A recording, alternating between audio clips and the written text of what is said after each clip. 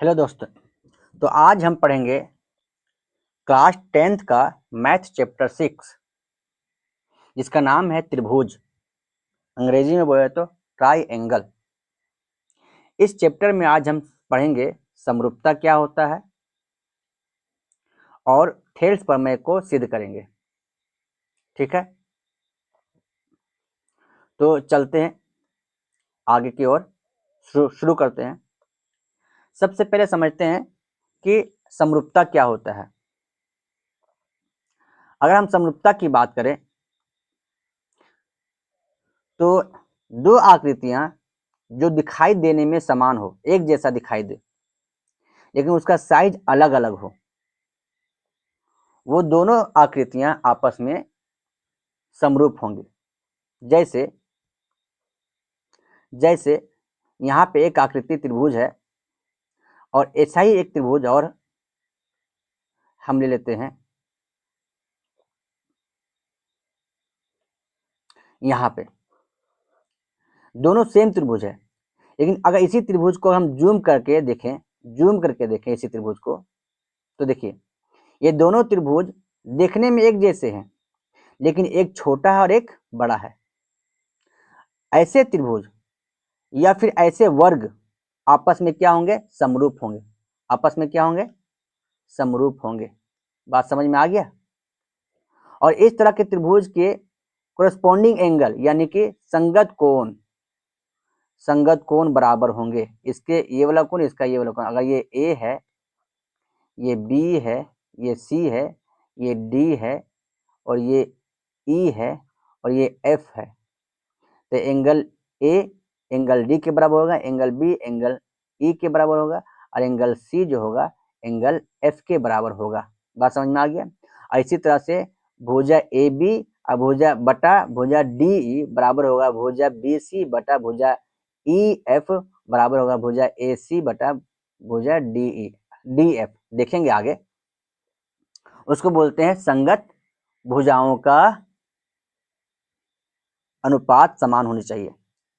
मुख्य बातें में अभी मैंने देखा ही है, अभी हम लोगों ने देखा मुख्य बातों में कि उनके कोण बराबर होंगे, संगत कोण, और भुजाओं का अनुपात भी बराबर ही होगा। जैसे अगर एक त्रिभुज फिर से ले लेते हैं एक त्रिभुज की, और इसमें क्या है, दो त्रिभुज लेते हैं फिर से। एक त्रिभुज है ए बी सी और एक त्रिभुज है अपने पास डी ई और एफ। अब संगत भुजाओं का अनुपात यानी कि अगर हम बात करें यहाँ पे ए बी बटा डी ई बराबर होनी चाहिए बी सी बटा ई एफ बराबर होने चाहिए ए सी बटा डी एफ के। तब ये दो त्रिभुज क्या होंगे? आपस में समरूप होंगे। बात समझ में आ गया? चलिए आगे चलते हैं। कुछ नियम है समरूपता के। बेसिकली तीन नियम है समरूपता के। एक होता है ए, एक होता है एस, एक होता है एस। ए में क्या देखेंगे? तो ए में अगर हम देखें, दो त्रिभुज अगर है यहाँ पे, एक त्रिभुज ये है और एक त्रिभुज यहाँ पे ये है, ए बी सी, यहाँ पे होता है डी ई और एफ। दो त्रिभुज अपने पास है यहाँ पे, ठीक है। दो त्रिभुज के अगर संगत कोण यानी कि एंगल ए एंगल डी बराबर हो, angle B angle F E बराबर हो, एंगल सी एंगल एफ बराबर हो, ठीक है। एंगल ए बराबर होनी चाहिए एंगल डी की और एंगल बी बराबर होनी चाहिए एंगल ई की और एंगल सी बराबर होना चाहिए एंगल एफ की। तो ये दोनों त्रिभुज ए बी सी समरूप होगा त्रिभुज डी ई एफ से। किससे? तो ए से, एंगल से। बात समझ में आ गया? इसी को बोलते हैं ए का नियम, कोण का नियम, समरूपता का। दूसरा नियम है, अच्छा इसी नियम को इसमें देखा जाए, अगर ये वाला एंगल और ये वाला एंगल बराबर है और ये वाला एंगल और ये वाला एंगल बराबर है, तो क्या ये वाला एंगल ये वाला ऑटोमेटिक बराबर होगा ना। इसीलिए इसी नियम को हम लोग ए का नियम भी कहते हैं, याद रखना है। ठीक है, आगे चलते हैं। आगे दूसरा नियम है, दूसरा नियम है SSS, यानी दो त्रिभुज, एक त्रिभुज आता है ये ABC और एक त्रिभुज है अपने पास DEF। इसके संगत भुजाओं का अनुपात यानी AB बटा DE बराबर होनी चाहिए BC बटा EF बराबर होनी चाहिए AC बटा DF बराबर होना चाहिए। अगर ऐसा है दो त्रिभुजों के संगत भुजाओं का अनुपात बराबर है तो ये दोनों त्रिभुज क्या होंगे, समरूप होंगे। क्या होंगे, समरूप होंगे, यानी कि सिमिलर होंगे। त्रिभुज ABC समरूप होगा त्रिभुज DEF के, किससे, तो SSS से। बात समझ में आ गया। चलो आगे चलते हैं।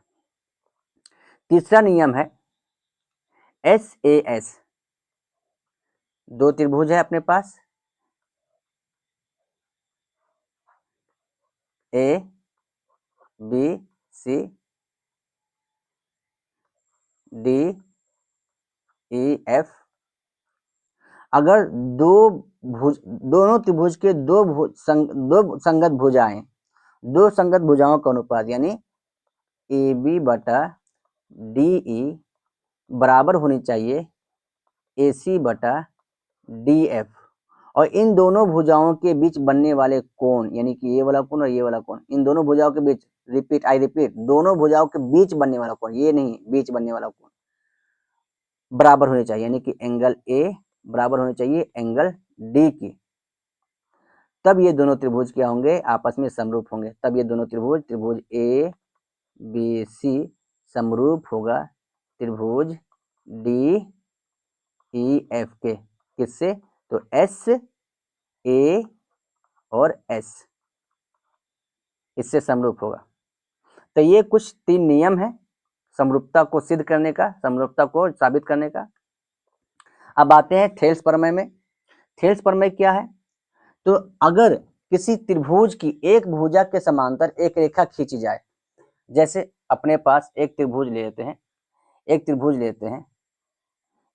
लिए, ठीक है, A है, ये B है और ये C है, एक त्रिभुज लिए। इस त्रिभुज के समांतर, इस त्रिभुज के एक भुजा के समांतर यानी कि हम BC के समांतर रहते हैं, एक रेखा खींचते हैं। क्या खींचते हैं, एक रेखा खींचते हैं। जो बचे हुए भुजा को काटता है भिन्न भिन्न पॉइंट पर। ये बचा हुआ भुजा AB और AC है ना, ये एक यहाँ पे काटता है, एक यहाँ पे काटता है। ये जो रेखा है ये BC के समांतर है। अगर ऐसा है तो थेल्स साहब कहते हैं कि इससे बने भुजाएं, अगर ये E है और ये F है, ठीक है, अगर ये E है, इसको D माने तो E क्या है, इसको D मानते हैं या इसको D और एक मानते E, ठीक। तो इससे बने भुजाएं यानी कि AD बटा DB बराबर होगा AE बटा EC के। ये थेल्स साहब कहते हैं कि ऐसा होगा। अब इसको सिद्ध करेंगे। कैसे सिद्ध होगा, देखिए इस तरह का एक त्रिभुज है ABC, ठीक है ना, और DE BC के समांतर है। DE क्या है,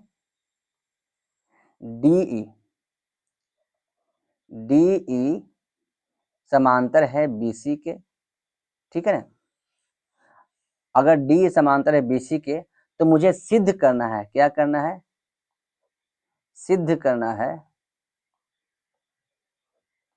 करना है कि AD बटा BD DB और BD DB लिखिए और AE बटा EC बराबर होगा। तो इसे सिद्ध करने के लिए हम लोग थोड़ा सा मॉडिफिकेशन करेंगे त्रिभुज में किए हैं कि B को E से मिला दिए हैं और C को D से मिला दिए, और AD पर एक लंब लिए हैं E से, और AE पर एक लंब लिए हैं हम D से। अब इससे हमको फायदा क्या होगा, अभी बनाएंगे तो पता चलेगा फायदा क्या होगा। एक काम करते हैं, अब त्रिभुज हम चलते हैं ADE में। किसमें चलते हैं?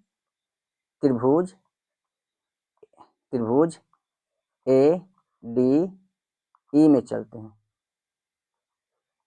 त्रिभुज ADE में, ठीक है। इस त्रिभुज में चलते हैं, तो इस त्रिभुज में अगर देखा जाए, अगर इसका हम एरिया निकालते हैं, इसका हम अगर एरिया निकालते हैं, त्रिभुज ADE का अगर हम क्षेत्रफल निकालते हैं, त्रिभुज ADE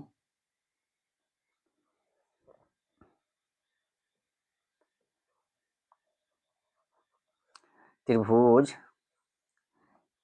ADE का अगर हम एरिया निकालते हैं तो क्या निकला? 1/2 आधार। अगर हम AD को आधार ले, AD को क्या ले? आधार ले। AD को अगर हम आधार ले तो इसका ऊंचाई क्या होगा? ये लंब होगा, इसका ऊंचाई ये होगा ना, NE होगा, NE होगा, NE होगा कि नहीं होगा? बिल्कुल सही बात है। चलो, तो किसमें देखे थे हम देखे थे त्रिभुज,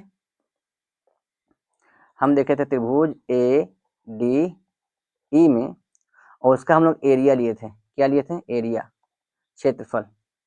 किसका? त्रिभुज ADE का क्षेत्रफल लिए थे, जो कि होता है 1/2 आधार गुना ऊंचाई, ठीक है।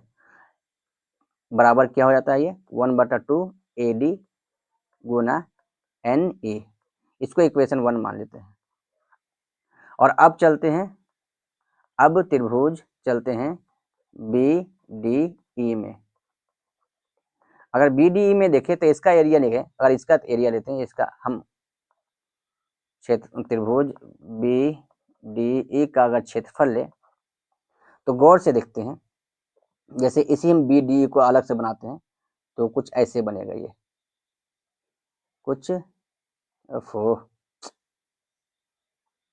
कुछ ऐसे बनेगा, ठीक है। ये हो जाएगा D, ये हो जाएगा B, और ये हो जाएगा A।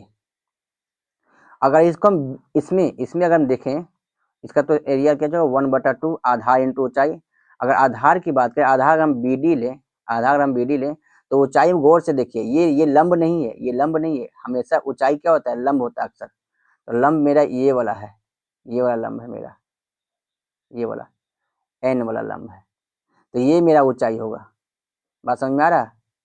एक्चुअली फिगर सही से बनानी है, एक काम करते हैं, फिगर सही पिक्चर थोड़ा सही से बनाते हैं तो और अच्छा समझ में आएगा, वरना पता चला कि हम बोले कुछ और तो लोग समझ गया कुछ और। फिगर फिर से बना देते हैं, ठीक है ना। कुछ ऐसे बनाते हैं, ऐसे है, ठीक है, और कुछ ऐसे है, ठीक। ये हो गया D, ये हो गया B, ये हो गया E।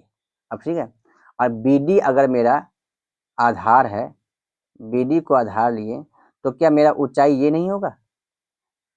मेरा ऊंचाई ये नहीं होगा? यही ना, इतनी ऊंचाई नहीं वाला। अगर ये आधार लिए तो ऊंचाई यही ना है, N, NEN, है ना। तो ऊंचाई को हम ले सकते हैं NE। इक्वेशन 2 मान लेते हैं। अब क्या करेंगे? समीकरण 1/2 करते हैं, समीकरण 1/2 करते हैं। अब समीकरण 1/2 करते हैं तो क्या होगा? एरिया, एरिया मतलब एरिया किसका? ADE बटा एरिया मतलब क्षेत्रफल BDE का अगर ले तो क्या बच जाएगा? क्या हो जाएगा?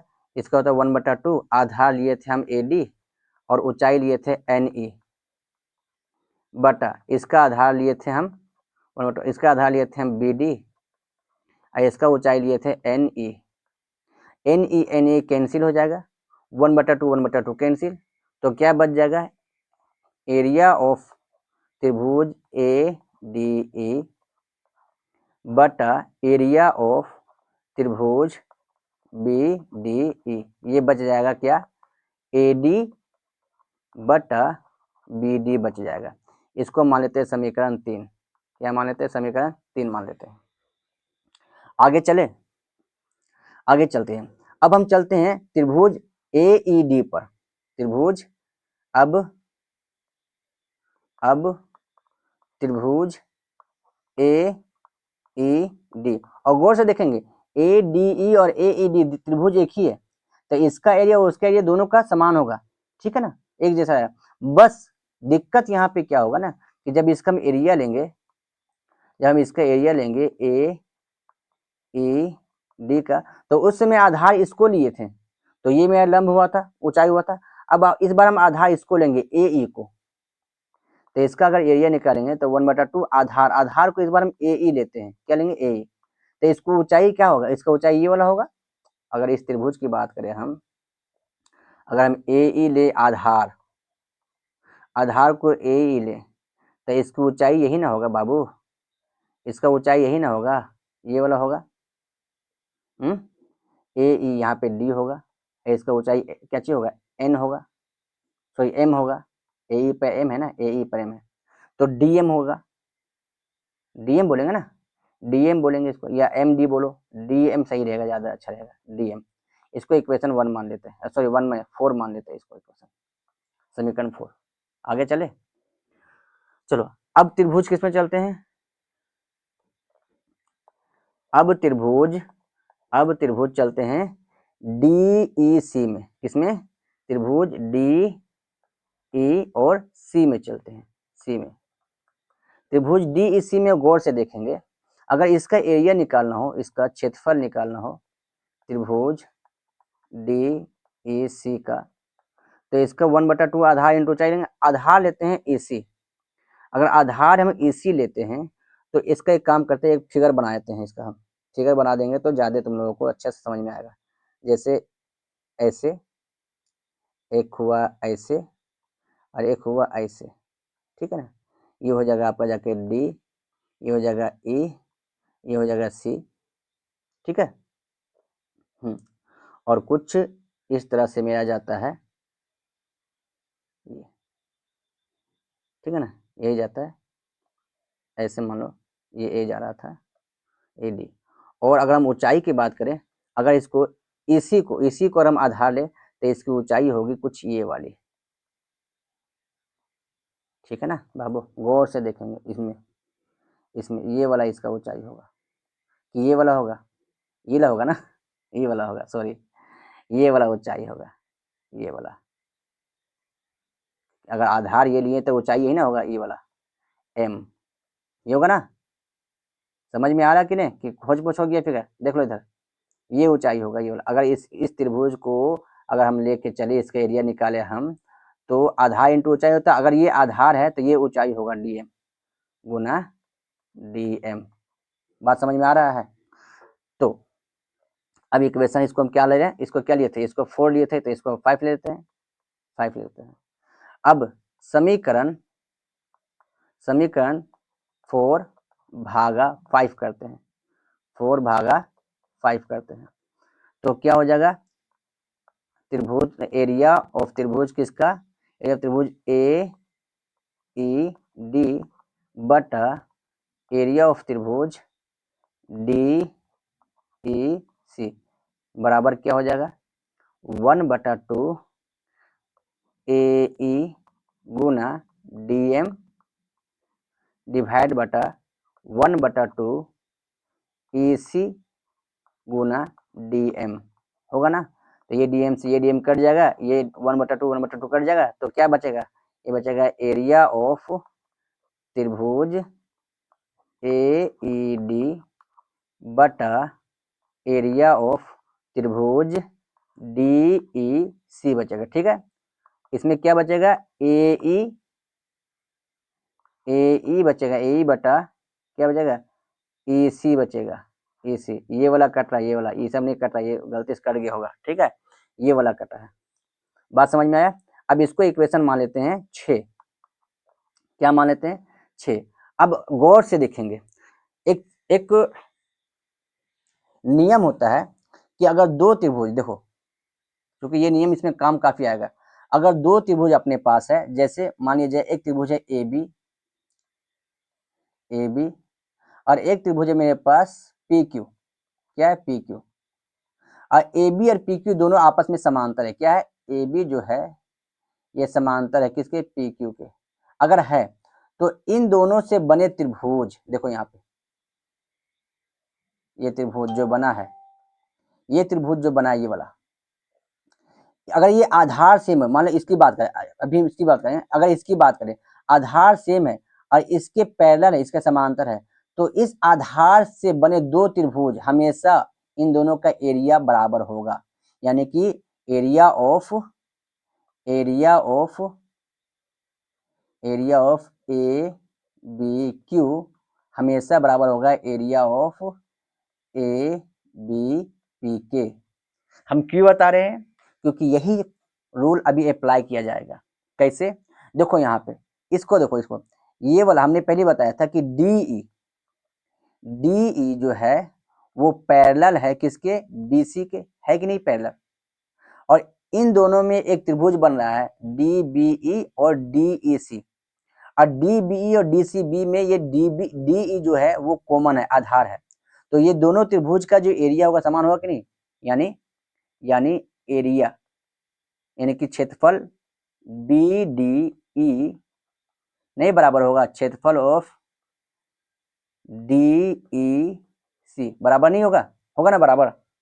जब बराबर होगा तो गौर से देखो हमने जो लिखा है यहाँ पे, डी ई सी, तो डी ई सी के जगह पे क्या बी डी ई लिखते हैं, डी एरिया डी ई सी के जगह पे एरिया बी डी ई लिख सकते हैं, क्योंकि डी ई सी और बी डी ई जो है एरिया दोनों बराबर होगा, बस तो इसीलिए तो इस्तेमाल कर रहे थे हम। तो अब लिखते हैं एरिया क्या, ये वाला ए ई डी बटा, अब हम क्या कहते हैं इसके जगह पे डी ई सी के जगह पे, अच्छा एक काम करते हैं एक बार और डी ई सी लिख देते हैं ना, इसमें क्या है एक बार और डी ई सी लिख देते हैं, एरिया ऑफ डी ई सी बराबर क्या था, बराबर था ए ई बटा ई सी। अब हम लिखते हैं area of A E D बटा area of B D E, confuse नहीं होना है क्योंकि ये यहाँ से लिए है ना, बराबर होता है ए ई बटा ई सी। अब इसको मान लेते हैं समीकरण, ये समीकरण कितना था 6 था शायद, ये समीकरण 6 था, तो इसको मान लेते हैं हम क्या 7, इसको हम मान लेते हैं 7, समीकरण 7 मान लेते हैं। अब गौर से देखेंगे समीकरण जो पहला था ये वाला समीकरण कहाँ गया, समीकरण तीसरा देखते हैं, एरिया ऑफ त्रिभुज ए डी ई बटा एरिया ऑफ त्रिभुज बी डी सी, सेम है कि नहीं, यहाँ पे भी वही है, एरिया ऑफ त्रिभुज ए डी ई वही बात हुआ, और त्रिभुज बी डी सेम है, तो सब हम ये बोल सकते हैं कि समीकरण, क्या हम ये बोल सकते हैं कि समीकरण 3 और 7 से, किससे 7 से हम ये बोल सकते हैं कि ए डी बटा डी बी बराबर होगा ए ई बटा ए सी, और यही तो सिद्ध करना था,